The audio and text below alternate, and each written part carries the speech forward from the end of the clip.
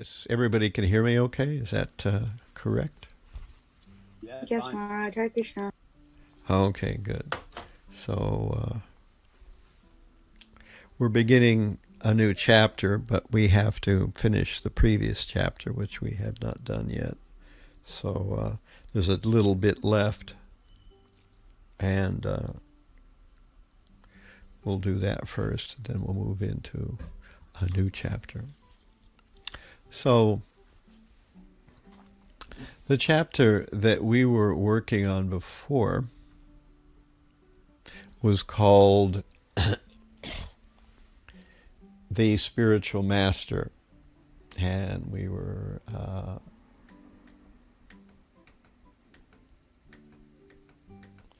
dealing with a chapter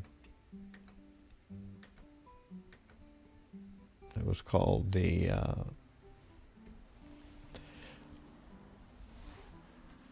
bona fide spiritual master, and the chapter was called 8 Features of a Bona Fide Guru. That was the name of the chapter. And of course we had a lot of time to discuss it in so many different ways. I'm just going to advance to the section where we were discussing these 8 different qualifications of the spiritual master, 8 different qualities of the spiritual master. And these are in the song that gets sung every morning. Samsara davan alalidha loka tranaya karunya ganaganatvam praptasya kalyana gunarnavasya vande guru shri charanaravinda. Spiritual master receiving a benediction from the ocean of mercy, just as a cloud pours water on a forest fire to extinguish it. So the spiritual master delivers the materially afflicted world by extinguishing the blazing fire of material existence. I offer my respectful obeisances under the lotus feet of such a spiritual master who is an ocean of auspicious qualities. So in this verse, we learn that the spiritual master is receiving his mercy from the spiritual world, from the ocean of mercy.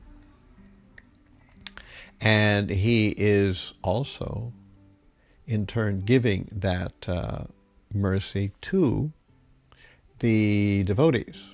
So he's getting it from the spiritual sky, and he's giving it to the devotees. And the next one that we talked about, Prabhupada discussed these to some extent. Mahaprabho Kirtana Rita Gita Vadrita Madhyan Manasota Sena Romanchakam Pashu Tarangapaju Vande Guru Sri Charanaravinam. Chanting the holy name, dancing in ecstasy, singing and playing musical instruments. The spiritual master is always gladdened by the Sankirtana movement of Lord Chaitanya Mahaprabhu. Because he's relishing the mellows of pure devotion within his mind, sometimes his hair stands on end, he feels quivering in his body, and tears flow from his eyes like waves. I offer my obeisances under the lotus feet of such a spiritual master. So as we said last week, the spiritual master is doing various things which are what we usually consider of as sadhana bhakti, nothing particularly amazing. But these are the methods of sadhana bhakti: chanting, dancing, etc., etc. But it also mentions that he is relishing the mellows of pure devotion, so therefore his hair stands on end. Sometimes he feels his body shaking, and tears flow from his eyes like waves. So this is the other second qualification or quality of the spiritual master. Then That was a clap. then there is The double. then we have Yuga Dharma. This was one of the verses that Prabhupada quoted, that in the age of Kali, the process is chanting. In previous ages, it was something else. In Satya Yuga, it was meditation. In Treta Yuga, it was sacrifices. In Dwapara, it was deity worship. So in Kali Yuga, it is chanting. So here's the third stanza of the Gurvaṣṭakam. Shri Vigrahara Dhananita Nana Shringara Tan Mandira Marjanadhao Yuktasya Bhoktang Shanyunchatopi Vande Guru Shri Charanara. Spiritual Master is always engaged in temple worship of Shri Shri Radha and Krishna.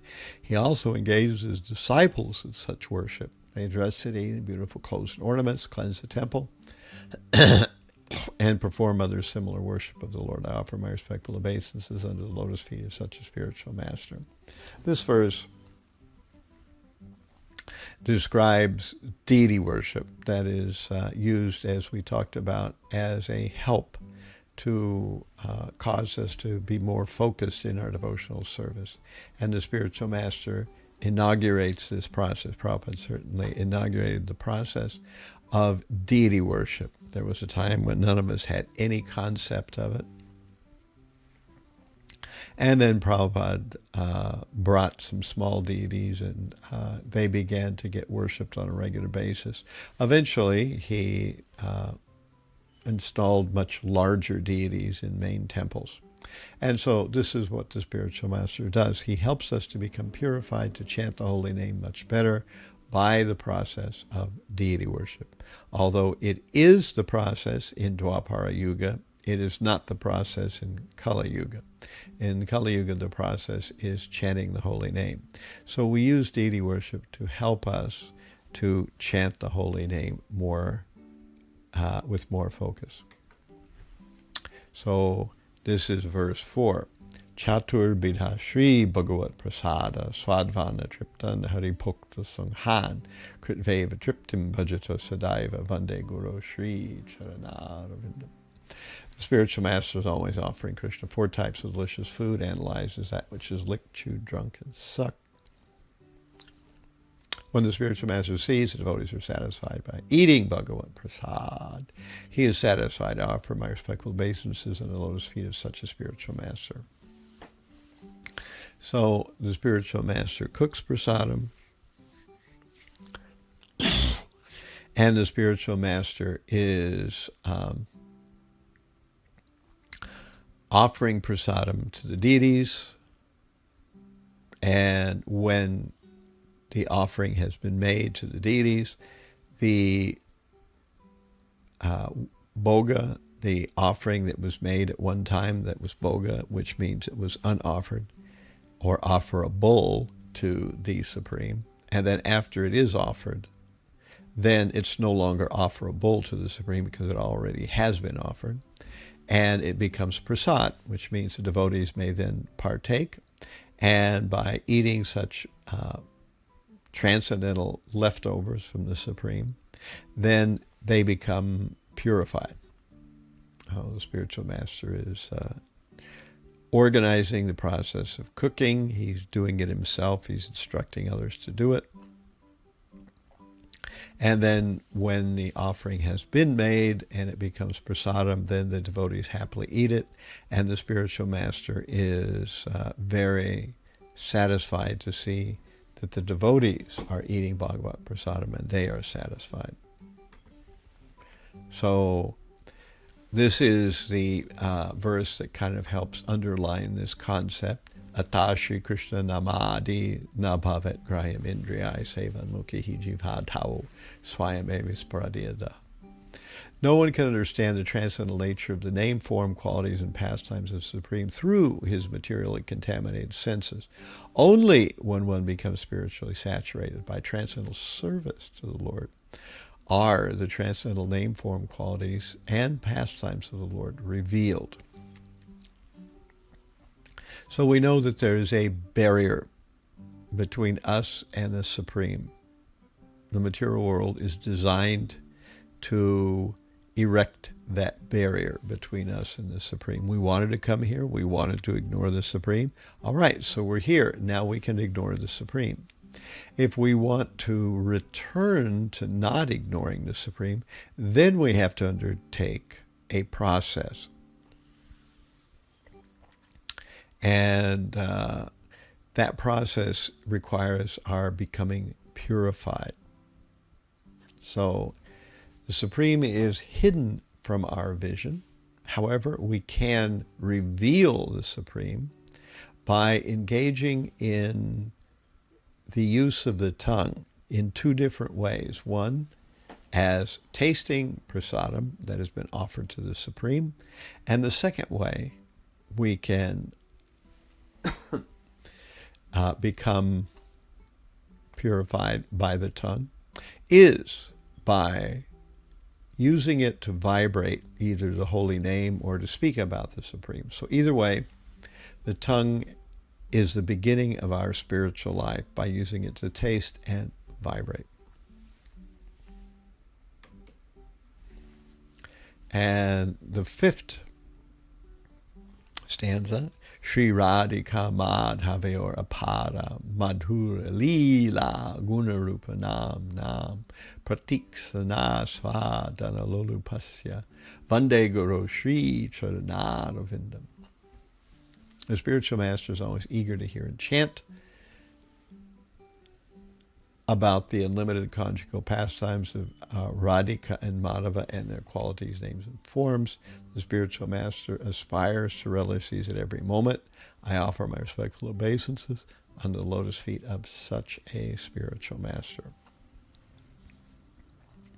So the spiritual master is focused on the pastimes of Radha and Krishna. He has graduated beyond the stage of just engaging in regulative systems, regulative processes, bhakti yoga. He is now spontaneously enjoying the pastimes of the Supreme. So he's always thinking about the Supreme, his qualities, names, pastimes, and forms. So these are gradually revealed one after another. If one chants the name of Krishna, one will come to understand the qualities of Krishna. Actually, one will come to understand the form of Krishna. From the name or nam comes root, or the form. And after the form, we have gun, the qualities of the Supreme. And after the qualities of the Supreme gun, we have lila. We can actually see the pastimes. So these are progressively revealed through the process of chanting. So therefore, the spiritual master is constantly engaged in trying to focus on the chanting of the holy name, which brings those other things about, the rup or form, the gun, the qualities, and finally the lila or the pastimes. And these are the three that we didn't get a chance to discuss last week. Nukunja yuno ratikeli siddhya yali bir yuktir apekshaniya tatrati dakshadati valabhasya Vande Guru Shri Charanarvindam. The spiritual master is very dear because he's expert in assisting the gopis who at different times make different tasteful arrangements for the perfection of Radha and Krishna's conjugal loving affairs. With the groves of Vrindavan, I offer my humble obeisances under the lotus feet of such a spiritual master. This verse talks about a more mysterious aspect of the spiritual master. The verses that we spoke about earlier, they set up kind of a progression from the more basic, the kind of everyday run-of-the-mill prescribed way of serving Krishna in a process that we call sadhana bhakti. But these latter verses slip into another realm, into the level of what we call raganuga or ragatmika bhakti. So the spiritual master, when he's engaged in such raganuga or ragatmika bhakti, he's assisting the gopis who are the eternal servants of Krishna, and they're in the spiritual world. So in this way, the spiritual master is actually becoming involved in the pastimes of Krishna. So he's not simply just engaged in the practice of sadhana bhakti. He is communing with the gopis. And by communicating with the gopis, he is aware of the same things that the gopis are. He's actually able to witness his relationship with Krishna. So this is this verse, the 6th verse. And he's helping the gopis. So he knows how that, in what way Krishna will be satisfied.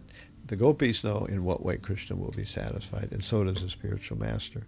So he's helping in perform the collective service that the gopis perform to set up wonderful settings and situations so that Radha and Krishna can enjoy very nicely. So this is honored as much as God. Sakshad haritve nasamasta shastraya uktastata bhavyateva sarabhi kintu prabhorya priya eva tasya vande guru shri charanaravinda. Spiritual master is to be honored as much as the Supreme Lord because he is the most confidential servitor of the Lord. This is acknowledged in all revealed scriptures and followed by all authorities. Therefore, I offer my respectful obeisances at the lotus feet of such a spiritual master who is a bona fide representative of Sri Hare Krishna. So as we said, now we are discussing some of the more secretive aspects of the spiritual master. And in this verse, we discover that he is to be honored just like the Supreme Lord. Not because he's equal to the Supreme Lord or has grown to have the same power as the Supreme Lord in every capacity, but rather because he's serving the Supreme Lord, he is therefore dear to the Supreme Lord. In the previous verse, we heard that he is serving the Supreme Lord and he's engaging in various pastimes of the gopis. In this verse, we find that he is the most confidential servitor, which means that he knows more than the letter of the law. He knows how to please Krishna in a seat of the pants or in a intuitive way. He isn't just following rules and regulations. He knows what Krishna wants. So therefore, this makes him special, and he is considered the most confidential devotee because he's doing this. And this is why he's able to inspire his disciples, because he is a bona fide representative of Krishna. And finally, the very last one, Yasya prasadat bhagavat prasado yasya prasadan nagati katopi dhyang stuangs tasya yasya tri sandhyang vande guru shri charanarvindam. By the mercy of the spiritual master, one receives the benediction of Krishna. Without the grace of the spiritual master, one cannot make any advancement. Therefore, I should always remember and praise the spiritual master at least 3 times a day. I should offer my respectful obeisances unto the lotus feet of my spiritual master. So this verse makes us aware of how important the spiritual master is in our lives. That, as the first verse told us, the spiritual master is like a ocean of mercy. He's getting his mercy from the ocean of mercy, and he's then spreading it out. And it's also mentioned in the first one that he's like a cloud that pours gentle water on a forest fire to put it out. Now, in this verse, we learn that, yes, the spiritual master is the one who's giving us the mercy by which we can meet and be blessed by Krishna. Otherwise, if one simply tries to learn about Krishna and to serve Krishna without the help of a bona fide spiritual master. One never wants to accept the help and guidance of a spiritual master, then certainly Krishna will never accept that person's service, no matter how much they try. Because after all, this is Krishna's system. It's not ours. It's Krishna's system. So from the spiritual master, we get mercy, and we can acknowledge that. And if we don't get the mercy from the spiritual master, we won't get any mercy. So this says that essentially a devotee should 3 times a day think about his spiritual master and offer obeisances to his spiritual master. These are generally understood to be an allusion to the Gayatri mantra that devotees chant 3 times throughout a day, in the morning, at noon, and in the evening, that the devotees take out the Gayatri thread and they chant the Gayatri mantras. And in this way, they remember the spiritual master. All right, so now we are at the end of our discussion of these 8 various processes that are part of the qualifications of the Guru. So any questions about that?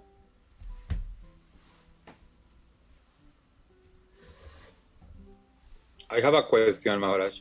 Yes, Raphael. Yeah, you mentioned that the spiritual master assists the Gopis with whatever that, with whatever the Gopis need to do Krishna. And I imagine when the spiritual master assists the Gopis, also countless of other billions of souls also assist the Gopis. This will imply that the Gopis need help. If the Gopis need help there in the spiritual world, then what will they do with all these souls? I mean, does it make any sense than the Gopis need help? I mean, it seems like everything can just happen with the snap of a finger over there. Yeah, it's Why true. do they need so many souls? Right. Yeah, it's true. One thing we can always know is that Krishna doesn't need anything from anyone. As sometimes during Christmas it is said, it's hard to find a gift for the man who has everything. Krishna is truly the man who has everything. However, the Supreme Lord wants leelas, or relationships with devotees. He wants to engage in relationships with his devotees. For that to be of any kind of meaning, then there has to be some kind of activity. And in this material world, there are various reasons why we engage in activity. We need something that we don't have. We come together to do an activity which is maybe not purposeful in and of itself, but the activity is enjoyable. Like people come together to listen to music or to perform music. Music serves no, purpose in the sense of achieving some kind of thing in and of itself. People engage in hearing music because it's pleasurable. So the spiritual world is designed in such a way that Krishna can perform pastimes. Nobody has to feed Krishna. He won't die if he doesn't eat. And he doesn't need anything. He doesn't need some kind of entourage worshiping him or making some, activity that's directed towards him in glorification. He doesn't need that. But what he does want is relationships. And this is a way where individuals can demonstrate a relationship. So although in the spiritual world there's no lack of anything, no lack of food, the gopis don't have to work hard to do things for Krishna that, are hard to get from the world around them. They could just snap their fingers, and so could Krishna. But then there would be no opportunity for pastimes. So the interesting thing in the spiritual world is that although these things are not at all necessary, the devotees do them anyway, not for the same reason we do them. In the material world, we eat because if we don't eat, we die. We engage in activities because we would go crazy if we didn't. And we have so many desires that we want to satisfy. So we engage in various activities. And we are social beings. So we need to be with people because we want some kind of emotional reciprocation. Now, in the spiritual world, absolutely none of these things are necessary. However, the devotees in the spiritual world and Krishna both do all these things, but because they are pleasurable. In other words, in the spiritual world, everybody does things only because they're fun. That's the only reason to do anything. Otherwise, they don't need to build any bridges because there won't be enough place for the motor cars to get across. They don't need to do that kind of thing. They don't need to be sure that there's a banking system and that it's running in some kind of, scheduled way, in a way that's overseen by some greater bureau. They don't need to do any of these things. They don't need to make sure that there are crops so they can eat. They don't need to do any of these things. Instead, they do all these things just for enjoyment. So when it says the spiritual master helps the gopis, it means that he becomes one more piece in the overall fabric of devotees who are collectively together in concert doing some kind of activity to bring pleasure to Krishna. That's all. Krishna can enjoy without you and without me. He can enjoy without anybody. He doesn't need any of us. But he wants our reciprocation. So all he's doing is creating a circumstance where we can give reciprocation. And of course, those in the spiritual world are always giving reciprocation to Krishna. Whereas we here in the material world are always ignoring reciprocation with Krishna. So when we go to the spiritual world, we can, like the spiritual master, engage in various activities. And these activities that please Krishna are orchestrated, just like a symphony has a conductor. So similarly, these various relationships in the spiritual world are organized by the leading gopis. So Radharani is the leading gopi, but there are other gopis which set the particular activities in motion that will be offered to Krishna. So that's what the leading gopis do. And everyone else serves under their direction. Just as in the material world we have leaders and we have followers, so also in the spiritual world it's the same way. So I tried to answer. Does that answer your question, what you were thinking about? Yes, very thoroughly, Maharaj. Thank you. Yeah. So that's the amazing thing about the spiritual world, that everything is there automatically. But if it was there, if in the spiritual world everybody just did things automatically, where would be the relationships? Where would be the Leela? There wouldn't be any Leela. Everything would just be automatically happening. And we would essentially have the Brahma Jyoti, where there's no need for people, there's no need for activity, there's no need for anything, because everything is just ohmed out, and everybody is just, satisfied in the white, endless light that doesn't ever change and is pleasurable to some extent. Any other questions about this section before we move on to the next chapter? Hare Krishna Maharaj, I have Jai. a question. Yeah. Is the service of a person who has not been initiated yet by a spiritual master not accepted by Krishna? That's a question that has one of those yes and no answers. In one sense, yes, it's accepted by Krishna.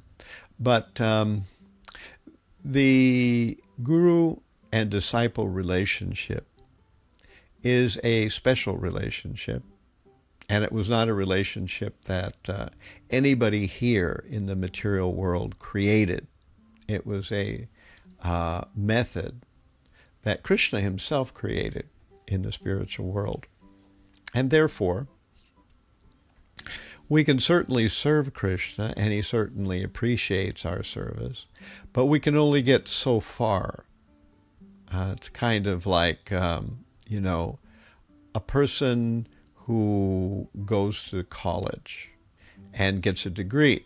And after he gets a degree, he can go to the workplace and he can, tell people in the workplace that, yes, I am already graduated, I have a degree in this particular field. And they can decide whether they want to hire him or not. Whereas a person who maybe has studied almost possibly even as much as the person who went to college, that person has no degree. And therefore, people in the workplace could be skeptical about whether to accept his credentials. He has to establish his credentials in some other way. That's a crude example, but it's something like that, for us to become gradually more admitted to the inner sanctum, to our original position, to an intimate relationship with Krishna, for us to get there, we have to be given the mercy of the spiritual master. And therefore, we get so far, and we can't get any deeper until we accept a spiritual master. So in that sense, the spiritual master can accept our sort of service on the level of sadhana bhakti, but the spiritual master can, as a result of accepting that, offer it to Krishna. And Krishna can accept it, and he can to some extent accept it even before the spiritual master offers it on behalf of the disciple. But the disciple will never come to the stage of being able to offer intimate service to the Supreme, because until and unless the disciple has been initiated by a bona fide spiritual master, then the intimate connection with Krishna can never become established. Of course, it's very difficult to establish even after we've been initiated. But still, that's the idea, that Krishna has made it, that there is no bridge from the material world to the spiritual world in the deepest level until one accepts a spiritual master. So there's no need to feel that one is simply wasting one's time. That's not the right way to think about it.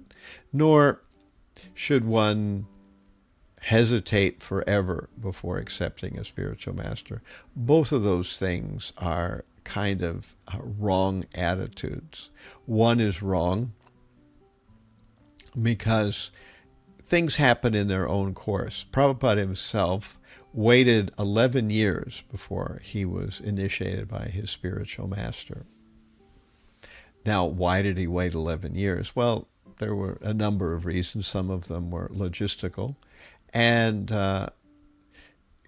the process of connection was already established. However, the formality of initiation happened much later than the actual connection with the spiritual master occurred in the heart. So it happened in the heart first, and then some many years later it actually happened as a formality. Of course, the formality is not just some kind of external thing. However, it does indicate that we have taken formal vows. So that's the idea, that as devotees, we take formal vows to the spiritual master, to do what the spiritual master says. We take formal vows that we will not eat meat, gamble, intoxicate, or have illicit sex. We take formal vows that we will chant 16 rounds every day. We take all these formal vows. And so this is the nature of initiation.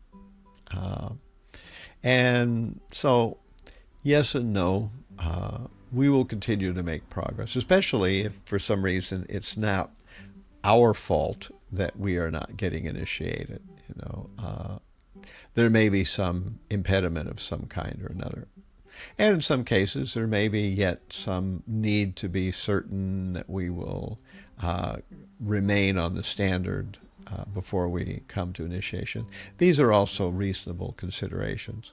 Again, one should neither rush into it. In fact, it's much better if one fully understands who and what a spiritual master is before one chooses one, much less before one gets initiated and accepted by one. So that's an important thing.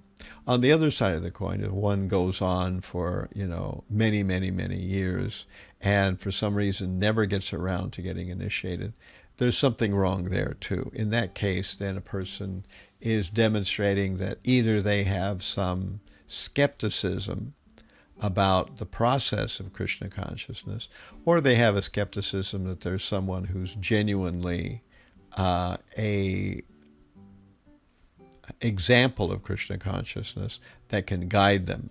And in either case, that's kind of a disqualification.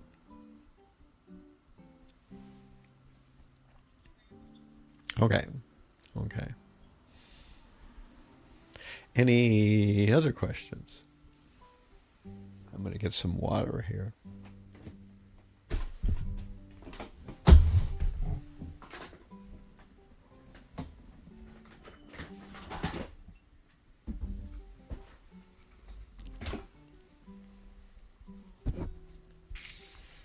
All right.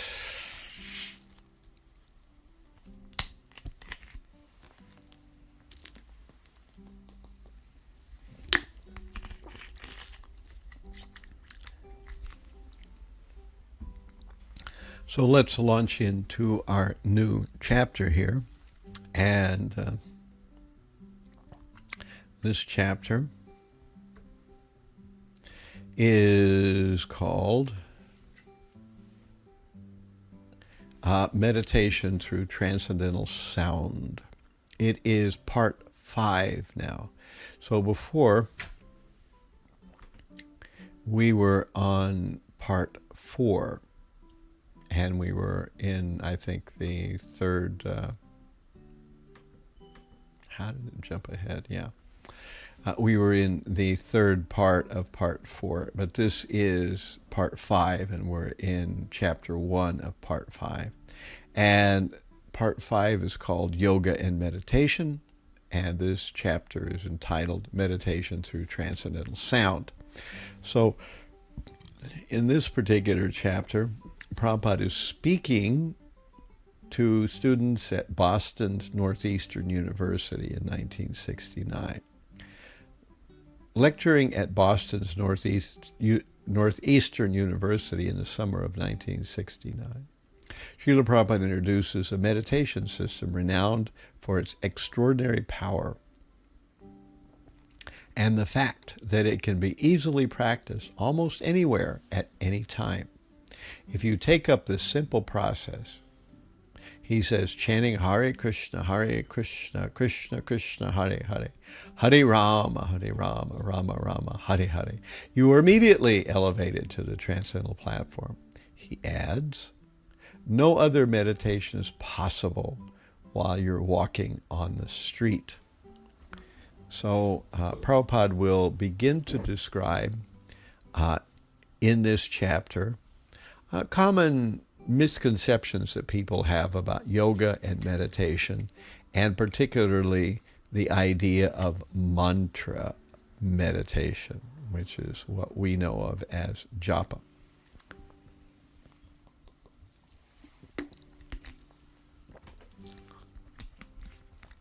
So I'm going to begin to read from this chapter, and here we go.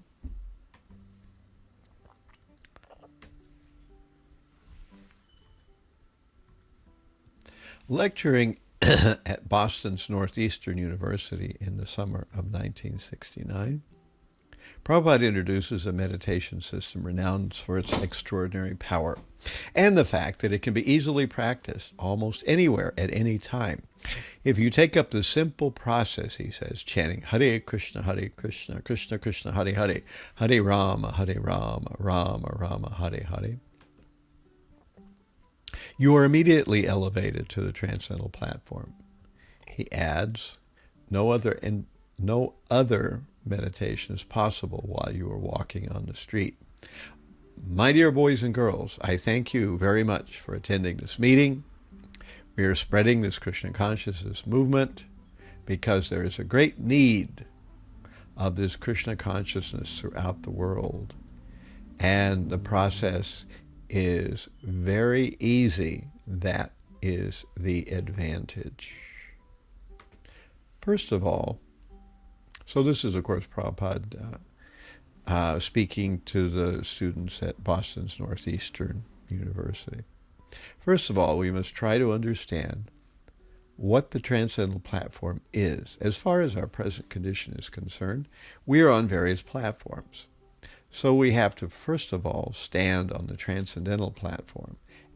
Then there can be a question of transcendental meditation.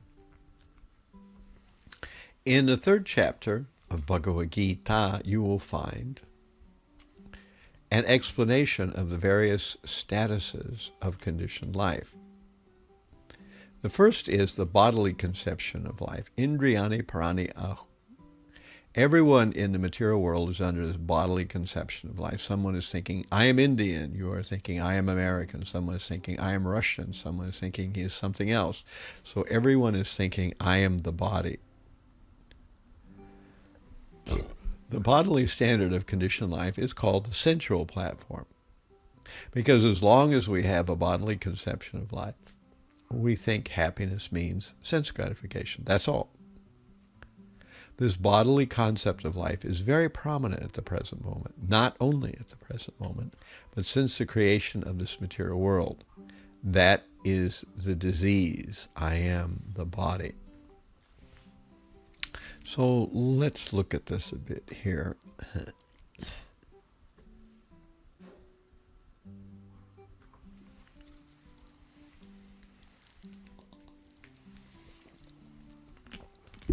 This verse that Prabhupada just quotes a bit from is from Bhagavad Gita, chapter 3, text 42.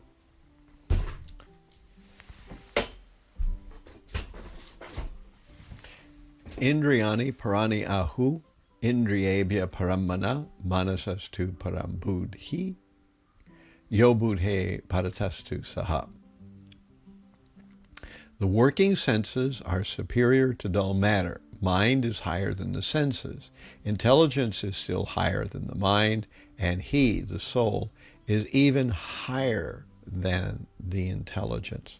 So this gives us a hierarchy, or a what beats what.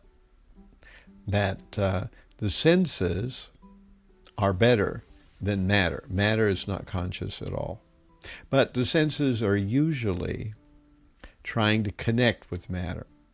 So we know the senses, they have the ability to perceive, and so they are more important than dull matter. Now, mind is higher than the senses because mind, at least theoretically, has the capacity to control the senses. So mind is higher than the senses. Then we find that intelligence is higher than the mind. Why? Because the intelligence has and should control the mind. So the senses are able to manipulate dull matter. Mind is able to direct or control the senses, and intelligence is able to direct or control the mind. Now, the soul is even higher than the intelligence. So the soul is eternal, and it can and should direct the mind. So we have, or rather should direct the intelligence. So the soul, by its desire for Krishna consciousness, will cause the intelligence to become fixed in Scripture, to make an effort to understand and regularly chant and read Scripture. This will mean that the intelligence will become aware of what life is. It will become aware of the purpose of life, and therefore the intelligence will direct the mind. Now, the mind is aware of what the senses are focusing on, and if the intelligence says, "My dear mind, you please focus the senses on this instead of that," then the mind will do that. It will change the orientation. It will change the center of focus of the senses from one thing to a different thing. Now, this is the proper functioning. The senses then, because they are being manipulated by the mind, they will leave aside some sense objects and instead focus on others. And this is the proper way. And as we've discussed before, in our modern world, usually this entire system is completely backwards. Instead, what happens is whenever attractive sense objects are in the purview of the senses, then the senses immediately, without any hesitation, go to connect with those sense objects. So the senses will immediately interact with pleasurable sense objects without any hesitation. Where is the mind in this picture? The mind is asleep at the wheel. The mind is not directing the senses. However, the mind may come into play. What does the mind do? The mind comes up with some clever rationalization for why we should be engaging in this particular kind of sense gratification. So the mind, instead of telling the senses what to do, rather comes up with some rationalization of why the senses should be engaged in their pleasurable objects. This is the way it usually works. Where is the intelligence? The intelligence is also asleep at the wheel. The intelligence, instead of telling the mind what to do, it's the mind who is sort of tricking and corrupting the intelligence by giving the intelligence a rationalization. And the mind thinks, oh yes, this is a good rationalization. So I feel satisfied. I don't need to do anything because everything is going as it should be going.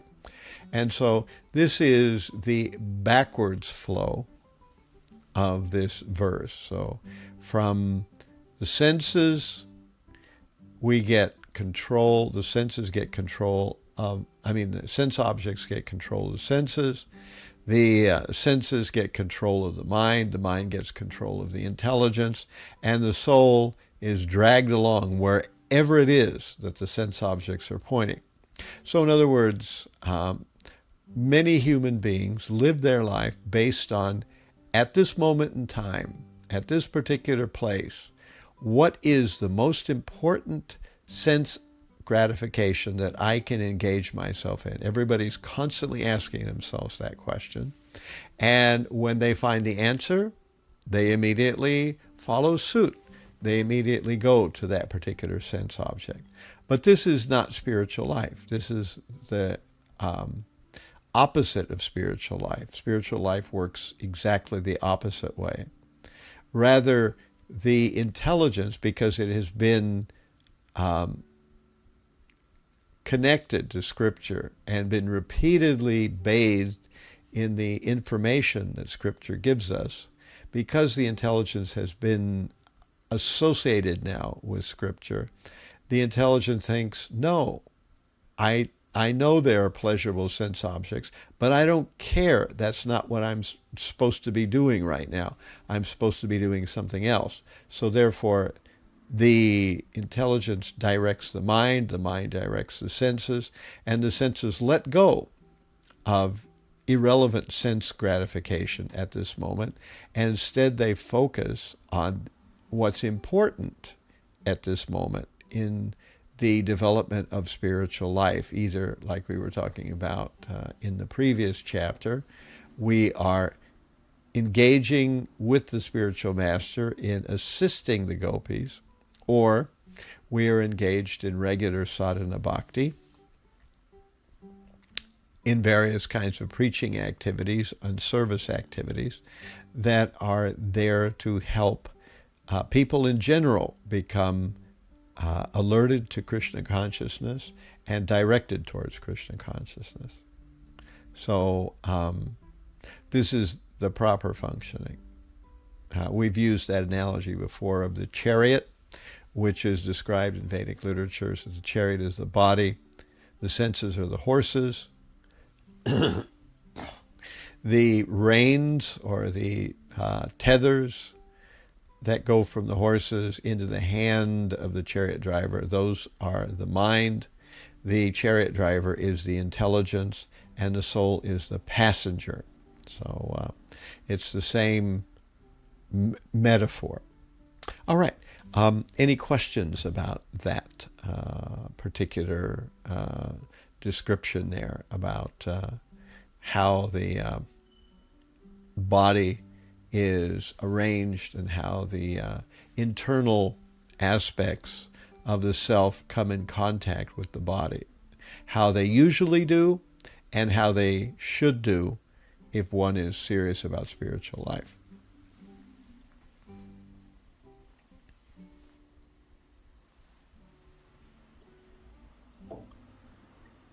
Hare Krishna Maharaj.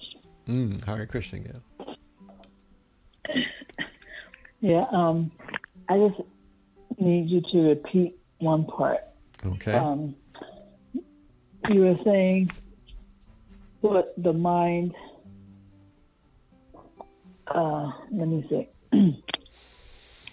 When the senses come in contact with their sense objects, there isn't much thinking going on. We just immediately, engage in the sensual activity, and it seems like the mind is asleep at the wheel.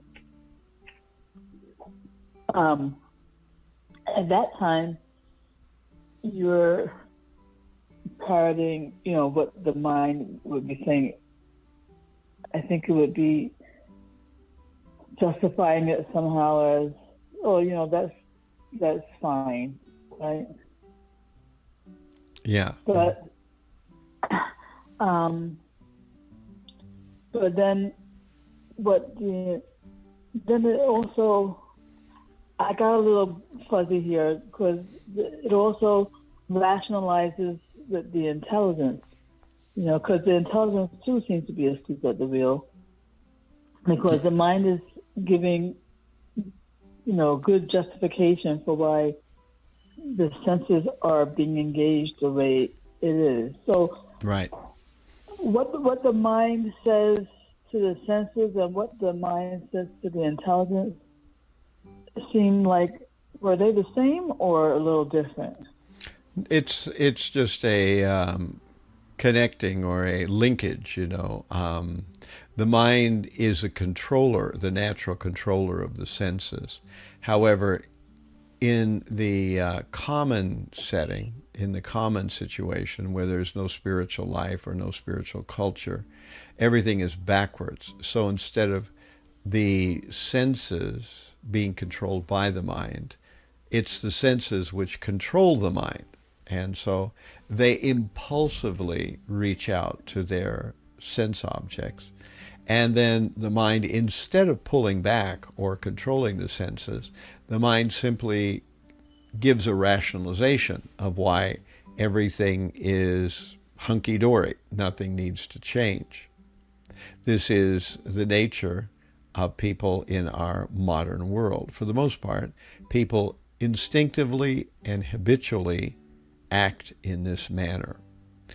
Whenever we engage in sense gratification, we all know that engaging in a certain amount of sense gratification is not particularly,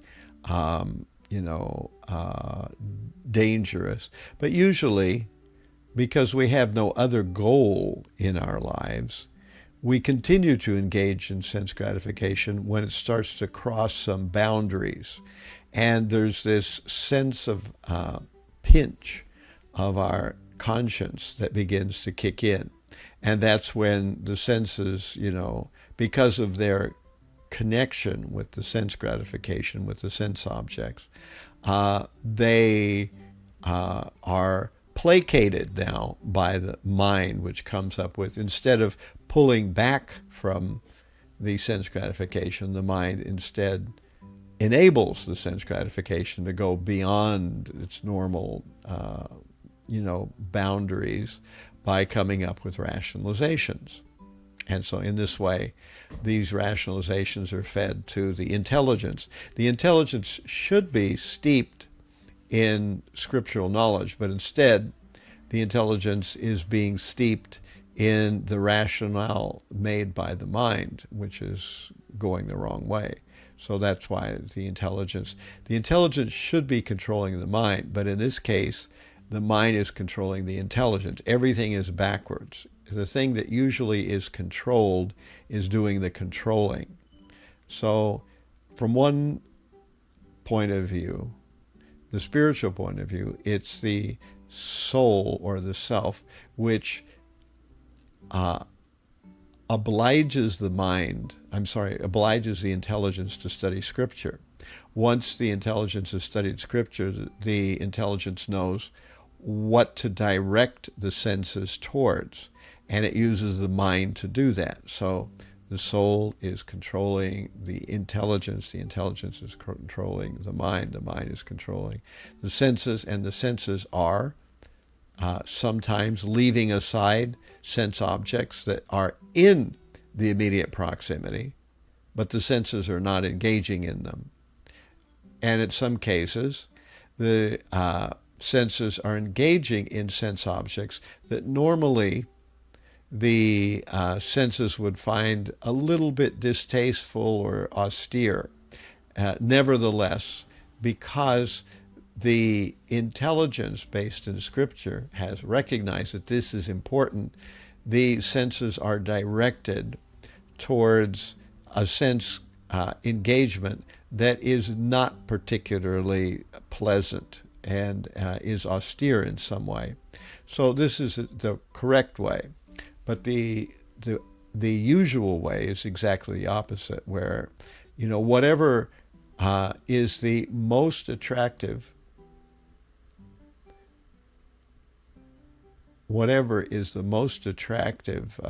sense possibility at that time, whatever is the most attractive sense object at that time, will immediately become the entire focus of the self. The senses will lock onto it, and then the mind will create a rationale for it. the intelligence will be convinced by that rationale, and the self will be dragged along. The self is completely passive in this, scenario, in this cascade.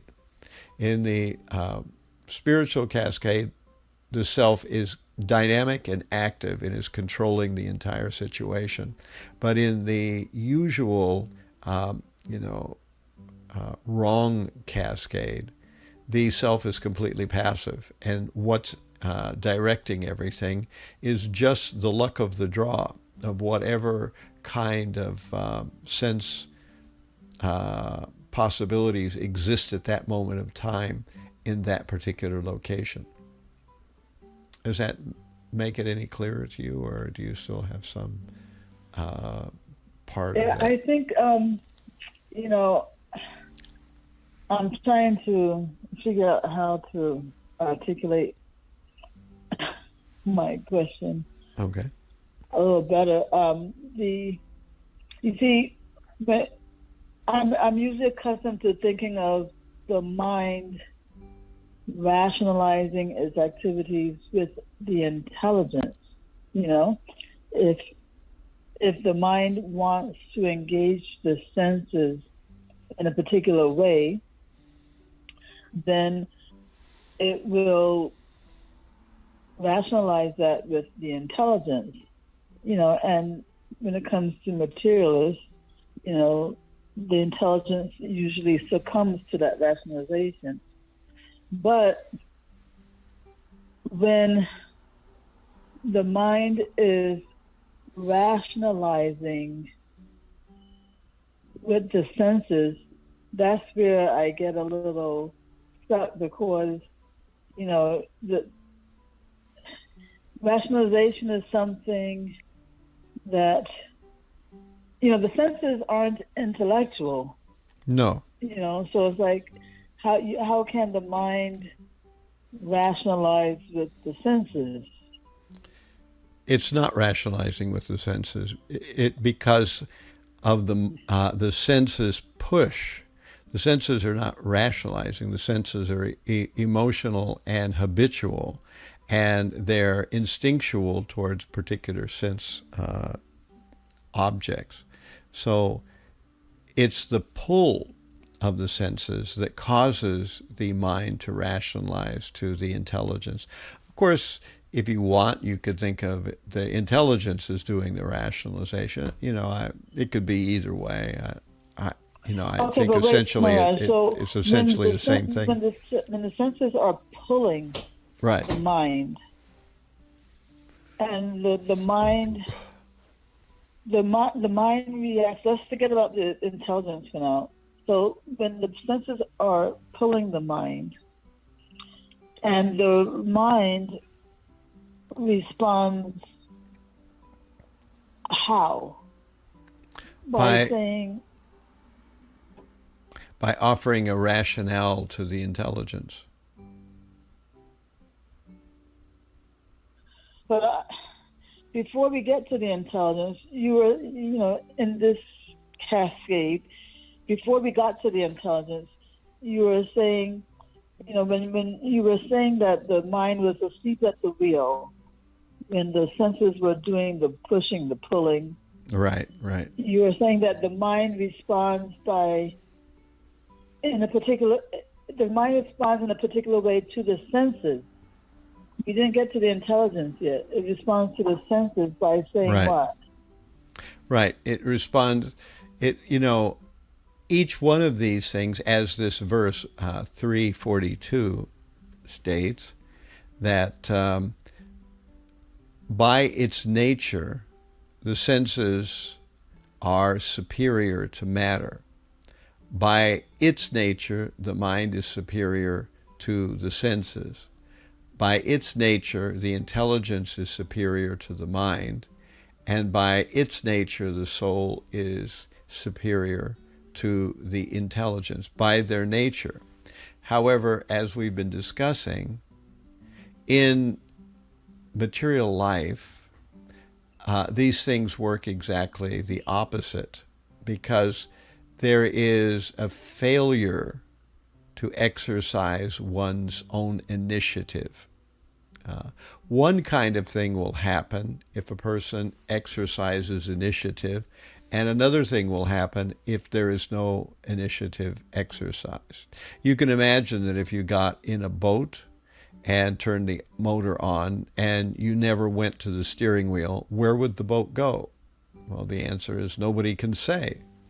However, if you exercise initiative and you drive the boat, then we can ask the question of where will the boat go, and the answer to that question will be where the driver is steering it towards. So there is a initiative. The driver has taken initiative. However, if the boat is not being steered, then a number of factors will discover where the boat actually winds up. What's the wind? Which direction was the rudder at the beginning? Is the rudder able to move easily, or is it kind of stuck and it will kind of go in one type of direction? When you answer all those this shows that the entire process is simply being driven by defaults and unintelligent factors. The rudder is not an intelligent factor. The wind is not an intelligent factor. The direction the boat started in the beginning is not an intelligent factor.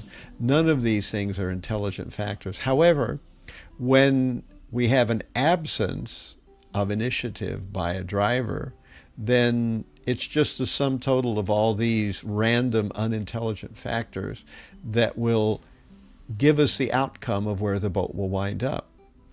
And that's a very different thing from what happens when a driver is taking initiative. If the driver is taking initiative, and we see the boat is actually a device that's set up to bend to the will of a particular active agent. It has a steering, it has a rudder, and if all those aspects are functioning properly, then the boat will indeed do the will of the driver.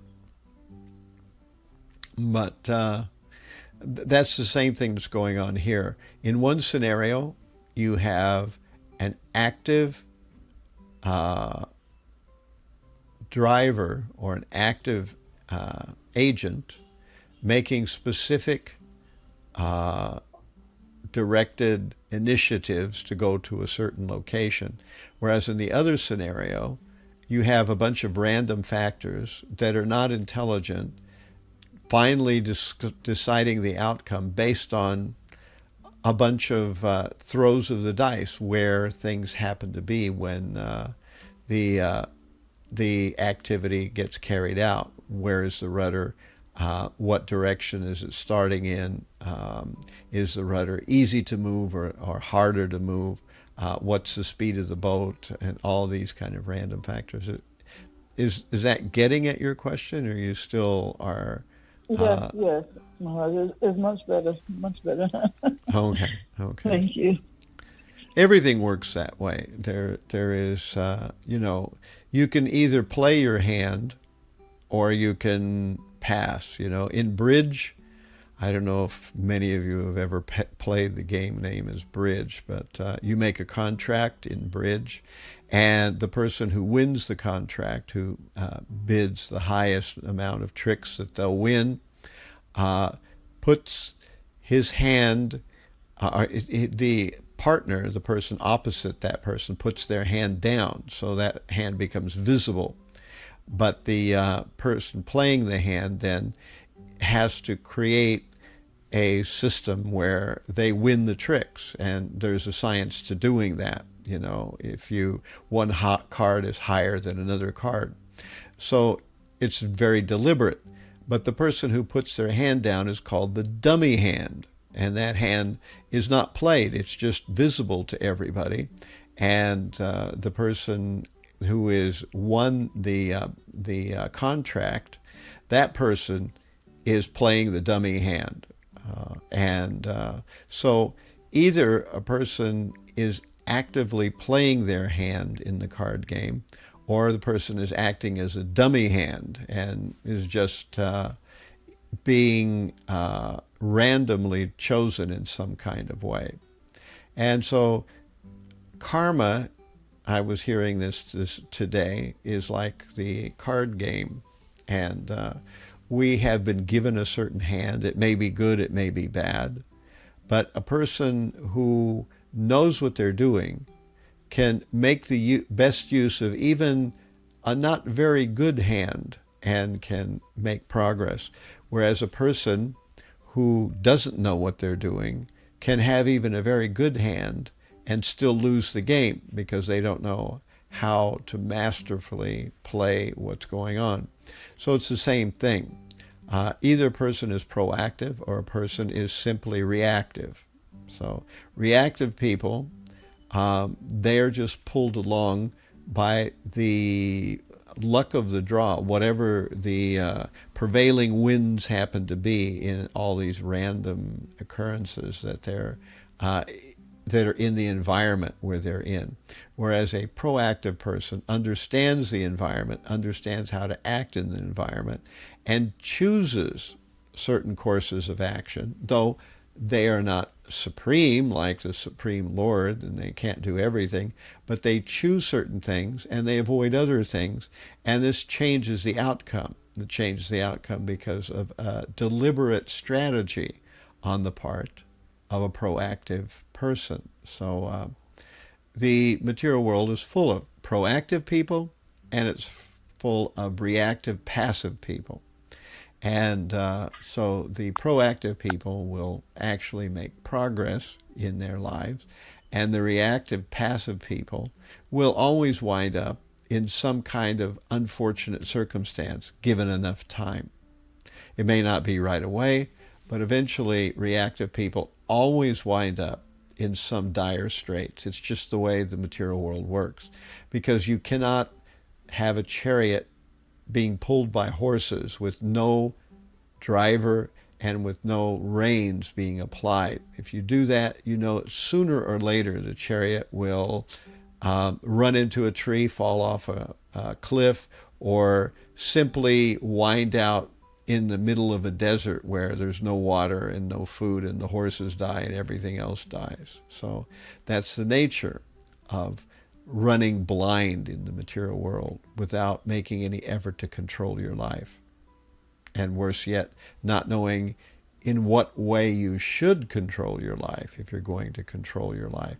Many people certainly do control their lives, but since they don't know what to control their lives towards, what are good choices and what are bad choices, naturally their result is less than wonderful. It's usually a very terrible result.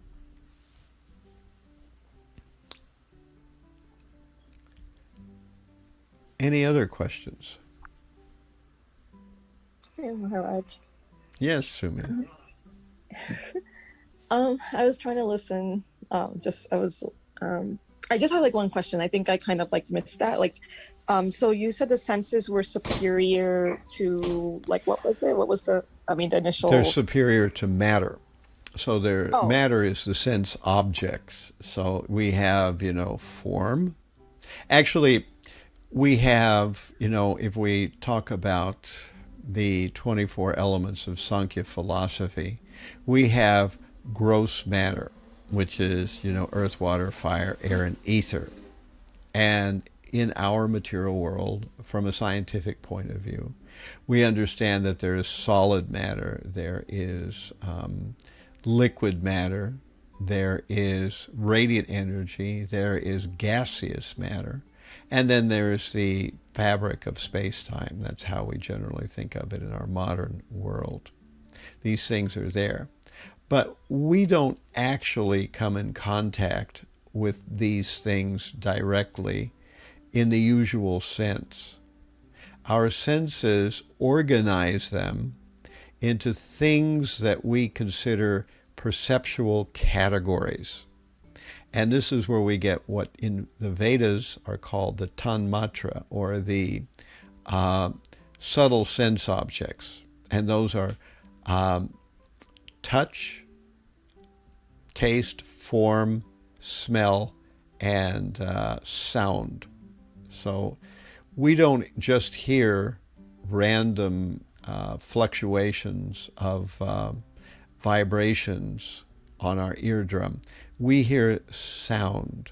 And sound means there's lots of categories of types of frequencies that interact in particular ways, locations, frequencies, loudnesses, and categories of oral textures.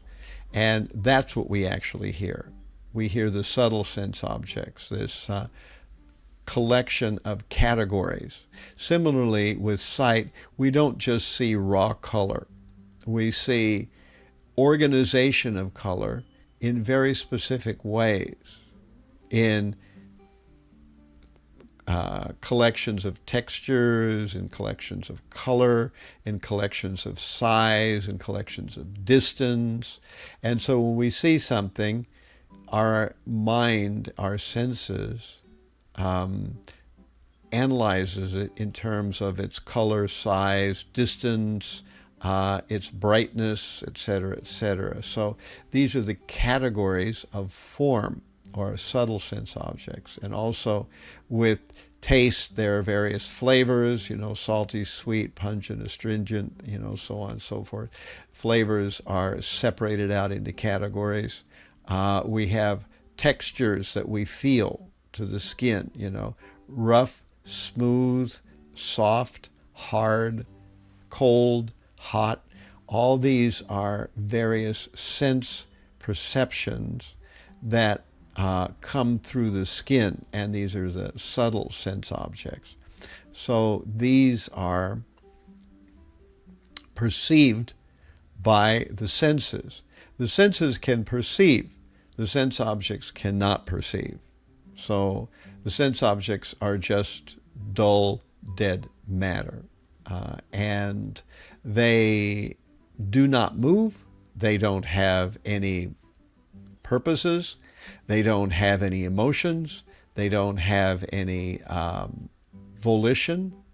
So this is the nature of dull matter. It is Krishna's energy, but it's being instructed by Krishna to act in this way of being extremely dull. In other words, it does not do anything on its own. If you leave a group of rocks in front by the side of your door, they will stay there. They won't get up and walk away unless somebody comes and takes them. They'll stay there. And similarly, all matter behaves in that way. It doesn't decide on its own to do something. It simply stays the way it is. Of course, with matter, there's a gradual disintegration or a gradual metamorphosis into other forms, but that takes place on a quite large time scale. So at any rate, the point is here that matter is not very high on the intelligence, on the conscious level. In fact, it's at the very bottom. Then there's senses, which they don't discriminate on their own. They simply perceive. They don't discriminate, they just perceive. And then you have, higher than that, we have the mind. And the mind doesn't do much more than, in this case, we talk about the mind as being that mechanism which pulls the senses in one direction or another. Either the mind is completely passive, and it's the senses which pull the mind, or the other way around, where the mind is active, and the mind decides, based on what the intelligence has told it, to direct the senses in a way that might be different from the way they would ordinarily have been directed. So this Bhagavad Gita 342, which we've been discussing, is describing this tier of lesser awareness and lesser volition to greater awareness and greater volition as we get close to the soul. So this is a kind of spectrum. And in this way, we can understand what is supposed to control what. So, does that answer your question, Sumi, or are you still kind of... Yeah, I was screenshot of the that description that you just showed. Uh-huh. I don't know if I got it, like, but I thought that was probably helpful because you said it like basically summarizes the hierarchy. Right. Right. Oh, is it still available? Oh, wait, I'm just gonna. I want to like screenshot it, but Okay. I was having a little trouble. Let me. But I was just wondering, like, I guess like one thing I guess I'm having a little bit of trouble like understanding is the senses kind of being like you know, senses having any type of, or just like perceiving it as like a different kind of category all on its own. What is a different category? Like the senses, because I kind of, I mean, I'm having trouble, like, I mean, I could understand matter being a, like, kind of a thing of its own. I could understand the mind, the intelligence, the soul, but I don't understand how the senses, isn't that like kind of like a product of the gross body and your mind and intelligence? I mean, yes. Isn't it? Like, yes. I just, that's the way I think of it. I think part of the problem is that we have grown up in a Western scientific worldview. In our Western scientific worldview, we take a lot of things at face value. And if you ask someone, a person on the street, to describe the scientific explanation for many things that are in our world, there's, some percentage of people who could, to some extent, give a scientific explanation, describe causes and effects and give an exploded analysis of some tiny functionings of individual parts and how they connect to a whole. I think many of us can do that. The Vedic explanation is quite different. It's substantially different, and it has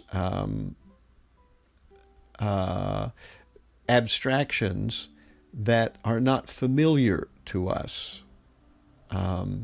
Now, what we don't realize is that if you follow the abstractions and the categories that our Western scientific modern view has handed us since we were children in the cradle, you run into a lot of unanswerable questions, and you discover a lot of mysteries. But we just, in our modern world, chalk that up to the fact that, well, science just hasn't completed its business yet. There's still many things we have to discover, and one day we will know these mysteries and be able to resolve some of these paradoxes. That's the way we think. Now, when we talk about things from the Vedic perspective, the abstractions are different, and in some ways, our preconceived Western scientific notions are clouding the playing field. They give us a incorrect understanding of what's actually being talked about. So the way I think of it is these abstractions like mind and senses, these are actually fundamentals, from a very human perspective. From a very human perspective, we don't see atoms, nor do we directly experience radiant energy or various kinds of energy forms, which is the way the scientific types will describe the world. Rather, we perceive objects that we know the names of, and we perceive events that since babies we've been able to categorize. In fact, we easily describe things that happen to us in normal human conversation. But when we try to retrofit these normal everyday experiences in scientific jargon, we start to have serious problems. We discover how difficult it is to describe common everyday experiences in scientific terms. We can see that, I can say, I was out on the street yesterday and I saw a policeman. You know what I mean, and most people would know what I mean. Of course, depending on what country we're in, you might think of the policeman as wearing a different kind of outfit or uniform. It might be a different color. The kind of hat the policeman might wear could be different. But we have a general idea, a very specific idea, when I say something as simple as, I went out yesterday and I saw a policeman. How would we explain that in scientific jargon? You would have to do so much explanation. You would have to describe the details of the uniform. You would have to describe the colors, the sizes. Then you would have to talk about categories of human relationships and human occupations. You would have to, do all this detailed explanation, because these categories, like atoms and colors and things, are not natural. They're not the fundamentals that human perception actually functions in. It functions in a different group of perceptions, and those perceptions are the ones that the Vedas give us. Those are easier categories to understand, that we are, engaged in experiencing various sense objects. Sense object is something that's actually very easy for us to understand. And this is what we actually come in contact with in our everyday world, a sense object. And these categories of Sankhya philosophy, subtle sense objects, the gross senses, the senses, the working senses, the knowledge-acquiring senses, these 20 categories are quite common to everyday experience. In fact, there is a field of philosophy called phenomenology that does deal with things from this perspective. Western philosophical school that's called phenomenology. Instead of trying to abstract things into mathematics and atoms and minute particles, instead this philosophical discipline tries to deal with things in actual human experience and categories that human experience is really divided into. There are, if we were going to pigeonhole various things that we come in contact with, as a person who experiences the external world, we could certainly come up with better categories than these, atoms and molecules and mathematical formulae. However, our society, because it prizes very highly these scientific achievements, has, given us a worldview that's very clumsy in many ways. It's very obscure in many ways. Yet, it's the way we were trained since children to look at the world. So, yes, it does take some time and some getting used to these categories of the Vedic description. But over time, if you think about them and you come back and you hear various classes that describe and elaborate these things in different perspectives, you will find that these gradually become more easy to grasp. And we begin to see that more the problem was not that we had so much of trouble grasping them, but there was a lot of philosophical and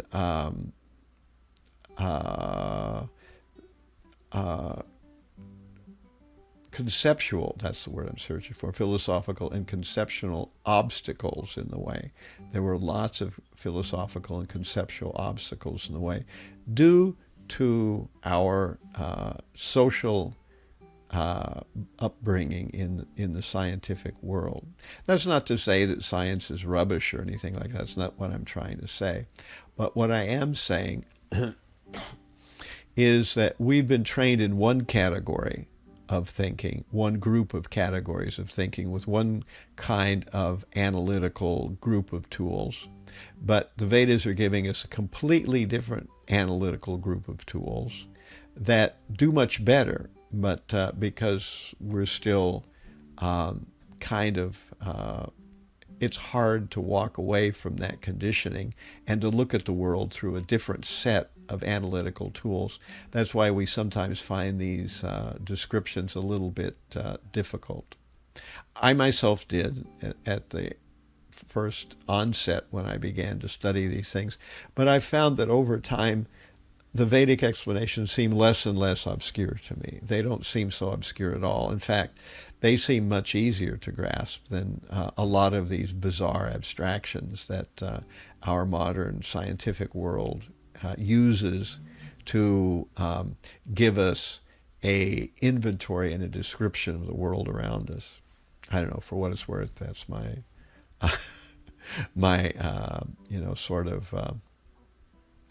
explanation. Does that help at all, Sumi? Or yeah, thank you, Maharaj. I'm sorry, I also have some it follow-up still may be questions. mysterious, but if you stay with it, eventually it'll seem less and less so. Yeah, I'm gonna actually rewatch. Is this getting recorded? Yes, this is recorded. Okay. These are all recorded. The question is, when will I actually be able to post it? Because I have to do the post-edit aspect of this. But I'll try to get... I'm starting to think that I should really put a higher priority on these Journey of Self-Discoveries, because this has more interaction than some of the other things that I put out there. Yeah. I wish you could put this up tomorrow. Yeah, me too. I thought please put this one at the top of your list, Maharaj. Okay. I actually thought it just goes automatically after the class, because I forgot. No, about it the doesn't. editing. No. Well, there is.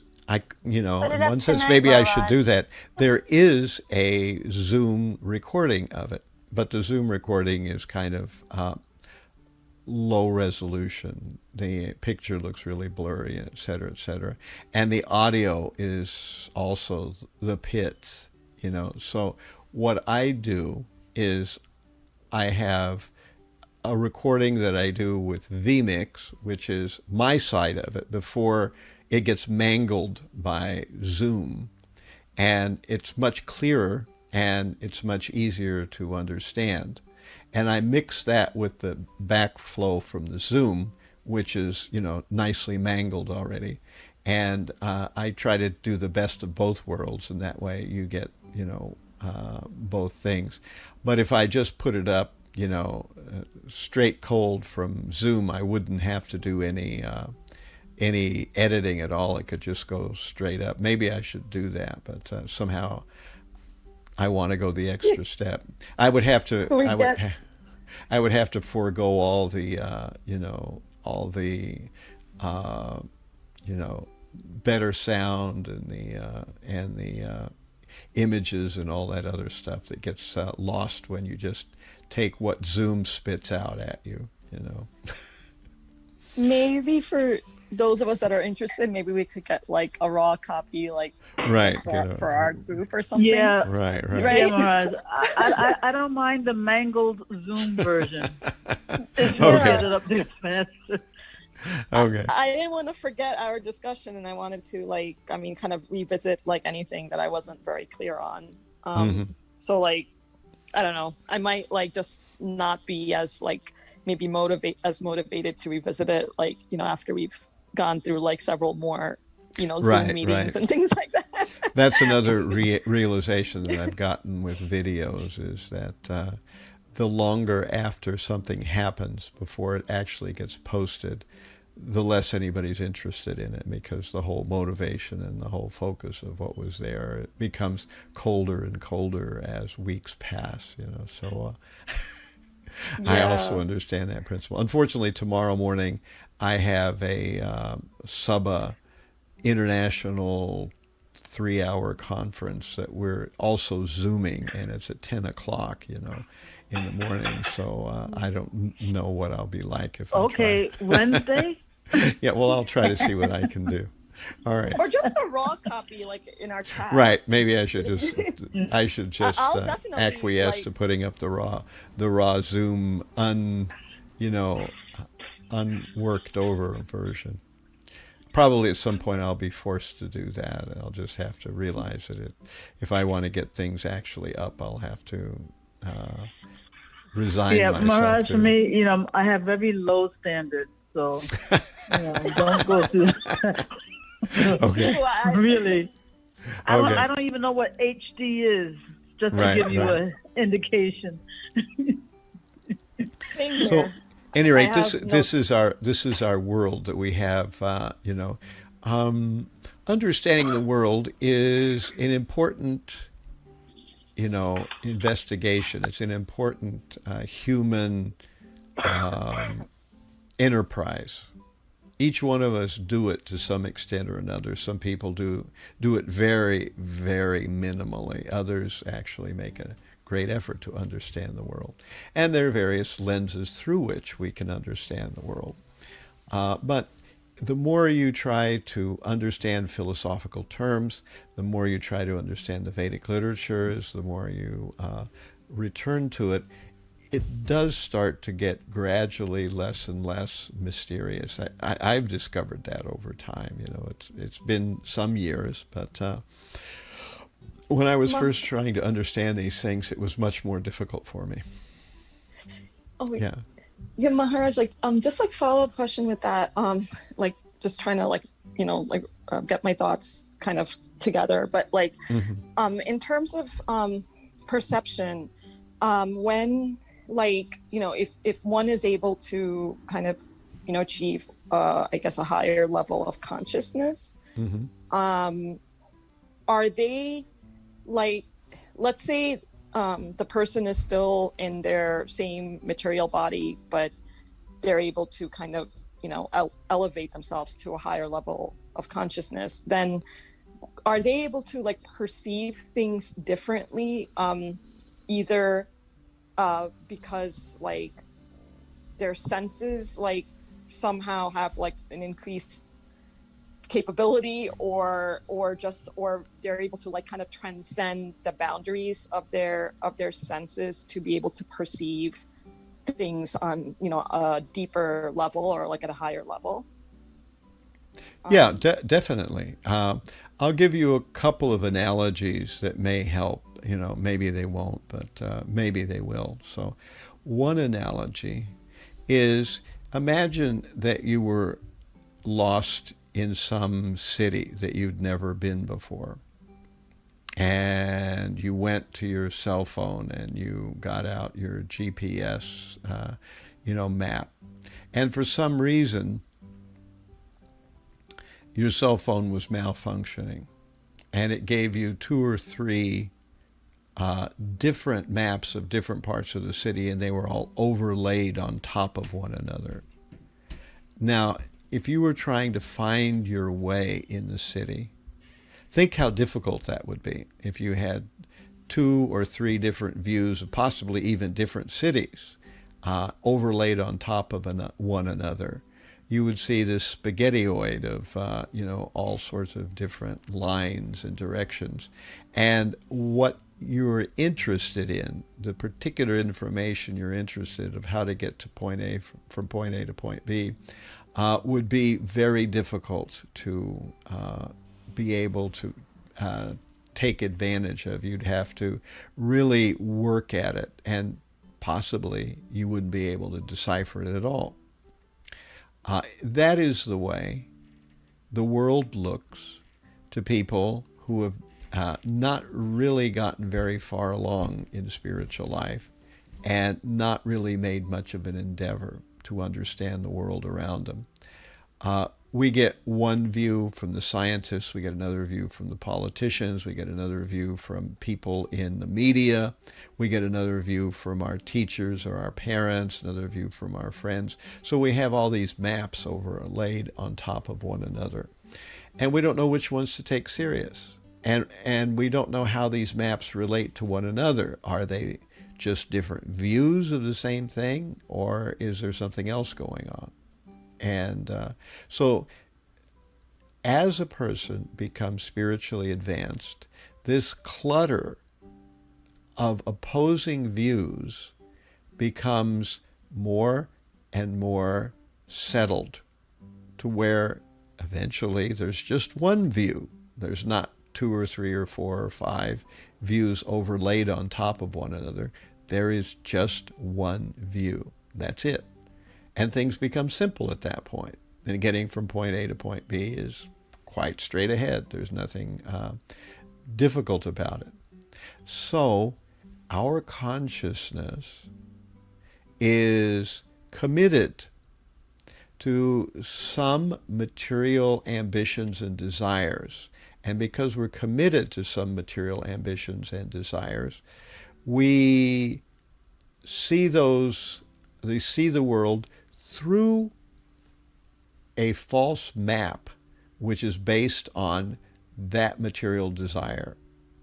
And the more we are committed to different kinds of material desires, the more maps are overlaid on one another.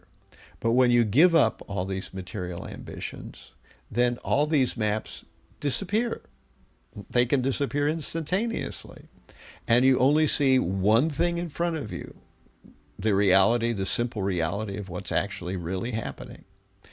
But a person committed to various kinds of material things cannot see the world the way it actually is, because they see it the way they need it to be for their sense gratification. So these false views of the material world are what clutter our ability to see the simple world that's right in front of us. Now, here's analogy 2. The material nature, the modes of material nature, there are 3 of them, goodness, passion, ignorance, are like a whirlwind. So if you were riding on a merry-go-round and you were trying to read a sign that was on the wall, but you're on a merry-go-round, and the merry-go-round's spinning at a good revolutions per second. It's spinning pretty fast. So how easy is it to read a sign while you're on a platform that's spinning? So part of our issue is that due to the modes of nature, particularly the mode of passion, the world we see is spinning. It's not stable. And as a result of the fact that it's spinning, we cannot decipher what's right around us very easily. We keep, kind of getting a little bit of vertigo from trying to read something as we're keep having to move our heads to keep it in focus, And finally, we got our back to it so we don't see it for a few minutes. And this is another analogy to why the world does not appear simple and straightforward to us.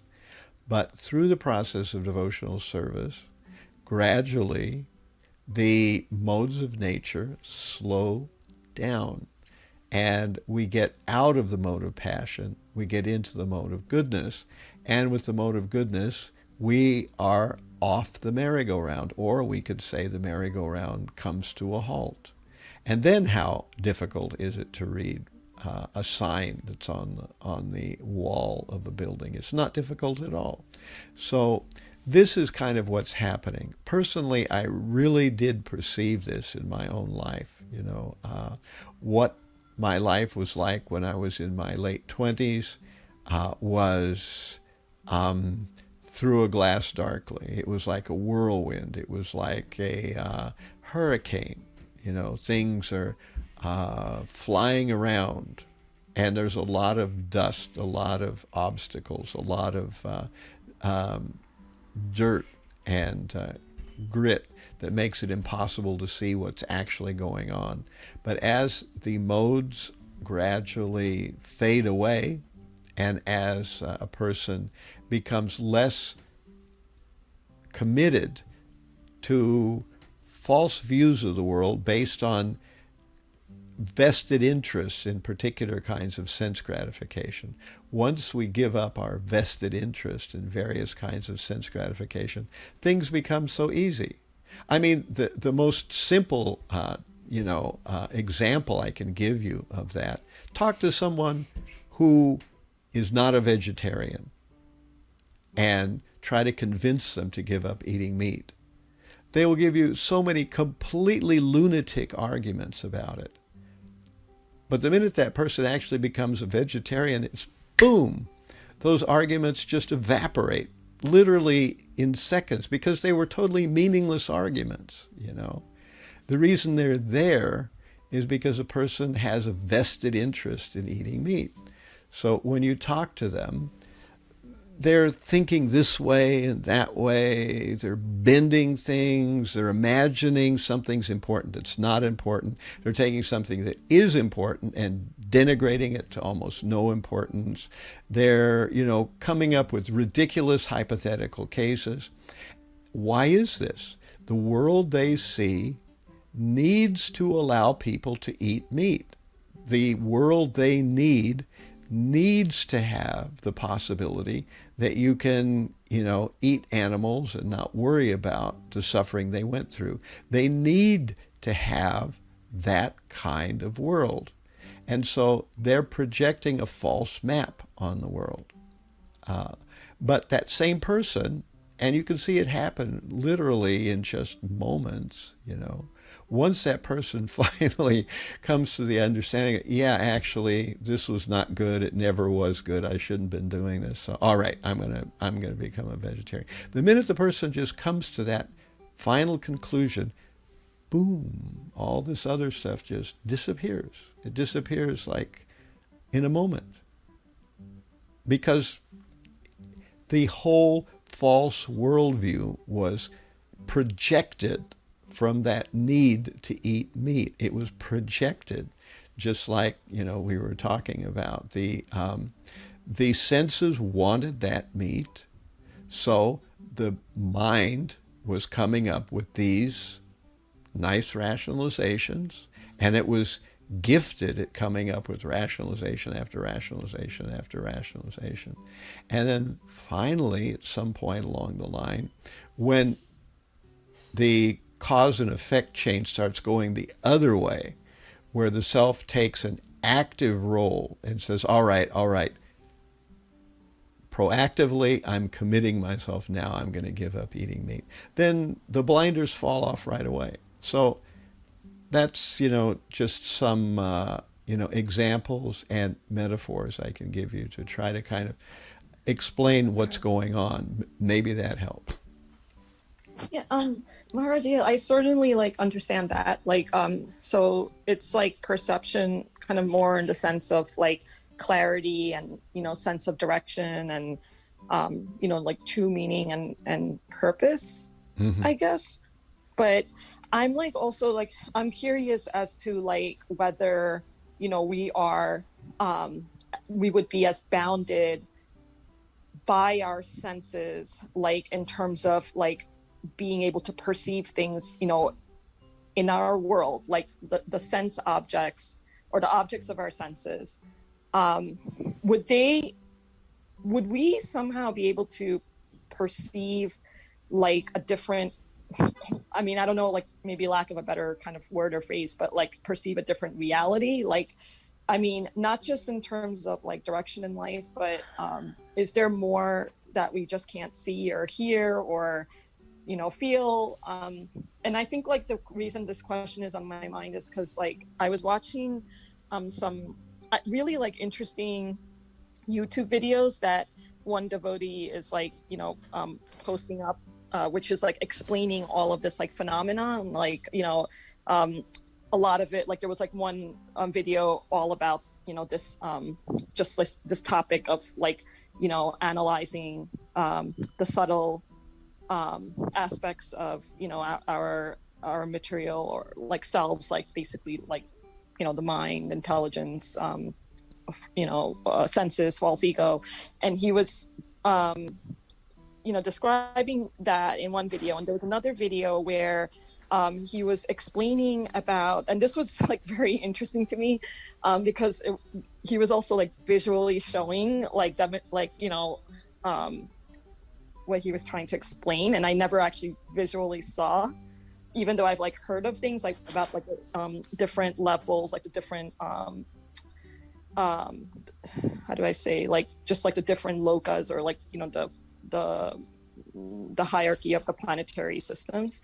And he was saying that there's like certain portals even like within our earthly you know, our world, or like the earthly plane, where, you know, we can't see that. Like, for example, I think he was talking about the Himalayan mountains.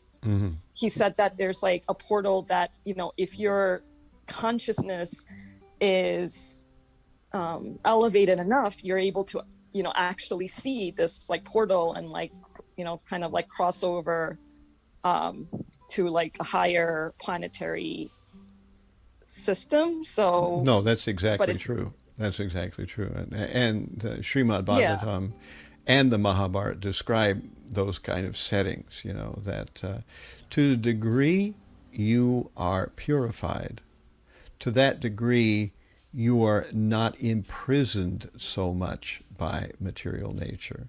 To the degree you are completely out of your own control in material desire, then to that degree you are more and more put into a straitjacket by the material world. You see less and less, and you're unaware of so much. Just understand the simple, you know, situation of a person becoming drunk on alcohol. You know, there's things going on in the room that a normal person is immediately aware of, that a drunk person flies right by them. Why is that? Because their senses are so dulled, you know. They're really spinning fast, and they miss it. In the same way, the material world, even what of it we see, is reduced depending on our material consciousness. We were discussing last Sunday about Maharaj Pariksit and the fact that he went out to conquer the world. But it describes that he was conquering more than the earth plane. He was conquering this, you know, other lokas that are part of Bhumandala, which is not a part of our, what we usually conceive of as our earth plane. But somehow those are connected to our earth plane. How that works, we don't know, because our consciousness is still quite low in its perception. But a person who is a yogi, or a person who is very spiritually advanced, can directly perceive those things. So yes, to some extent it's even just the blinders fall off on actual physical perception, what to speak of just analysis of that physical perception. Even from a scientific view and from a philosophical view, it is known that one's understanding colors one's perception. That the way you see something when you know what it is very different from the way you see that very same thing if you have no idea of what it is. So perception is strongly colored by our conception or our, basic understanding of the milieu in which something is sheltered within, or in which it arises. So I'd be interested in knowing who that devotee was and where these videos. Oh yeah. Now you've got my interest up, Yeah, But they're if just- you can write that in the comments on the chat line, maybe I can put that. Yeah. What if I send it to WhatsApp, or should I That's put fine. it into this? That's good too. That'll work also. Can you send it to all of us, Sumi? Well, if Yeah, it's on, yeah, if that's you send exactly it to what my, I wanted to do, but with Maharaja's permission, because I didn't really want to. No, you could do that. I want You- to make. you can send it Well, to I'm my interested also, Chandra and I Swap have programs one thing, and then simple anyone that wants to question, watch it can see it.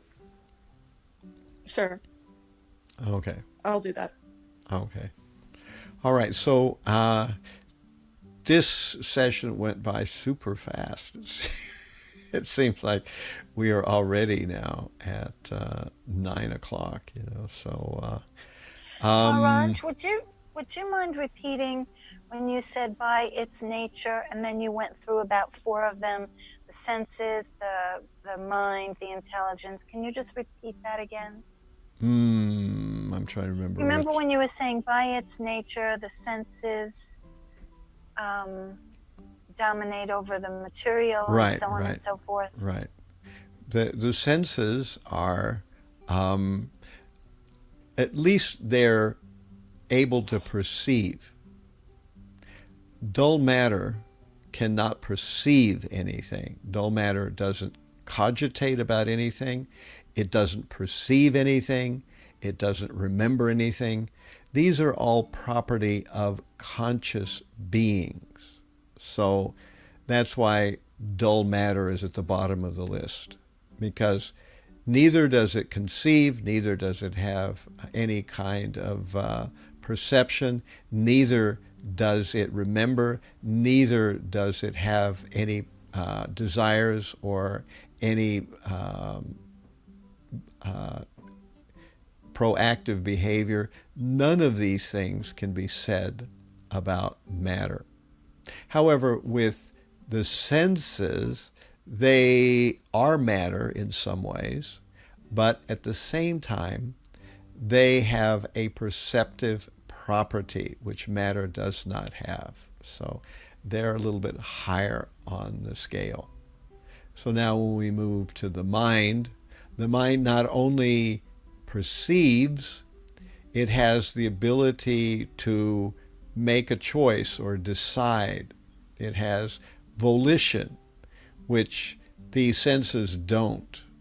Generally, whenever the eye is open, whatever is in front of it, it's going to see it. Whenever the ear is awake, the person with the ear is awake, the ear is going to hear whatever happens if it's within a certain volume level. So the senses, they have the ability to perceive, which is more than matter, whereas the mind has the ability to make a choice, which is more than the senses. And then the intelligence now has the ability to actually understand, reason about why one should make a choice. The mind just makes a choice, whereas the intelligence now has the ability to take in perception, to have a memory, to be able to understand the choices that are available and choose one choice over another. So there is the intelligence, and the soul has the ability to do all those things. So this is a hierarchy gradually working up, with one thing having greater properties than the previous thing, and therefore being the rightful master of the previous thing. And as we've said, though, that generally in our modern world, this system works backwards because the soul is asleep at the wheel. and is not directing the intelligence, and the intelligence therefore doesn't direct the mind, and therefore the mind doesn't direct the senses, and therefore the senses just grab whatever sense object is in front of them. Is that what you were wanting to hear? That was perfect. And I wanted to ask you, when you download this into Zoom right after this is over, well, will it go to Chandra Swa, or does it go to some It goes Zoom to my cloud somewhere? my YouTube channel. I can put the URL on Chandra Swa programs. So Okay, thank you, Maharaj. You Thank can you for have it that there as well. clarification. But it's all of these go to my Forest Dwellers 108 YouTube channel. That's where all of these wind up. That's where I'm uploading them. All the things that I think are kind of for devotees, I'm putting there. And for things that I think are for complete newbies that have no idea of Krishna consciousness, I'm going to put them on Krishna Was Up. So that's a different YouTube channel. So. Well, I might be in between, but thank you. All right. So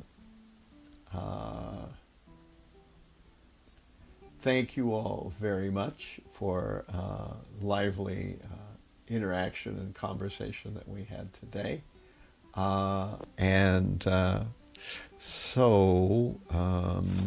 Again, tomorrow I'll try to get up the schedule for what I'm doing the next week. What videos what Zoom conferences I'll be hosting, etc. So thank you all very much again, and Thank you, Maharaj. Maharaj, Hare Krishna. Hare Krishna, Hare all Krishna, glories to the Maharaj. Vaishnava devotees. Hare Krishna Maharaj. Hare Hare Krishna. Hare Thank Krishna. you so much, Maharaj. Thank you. Hare.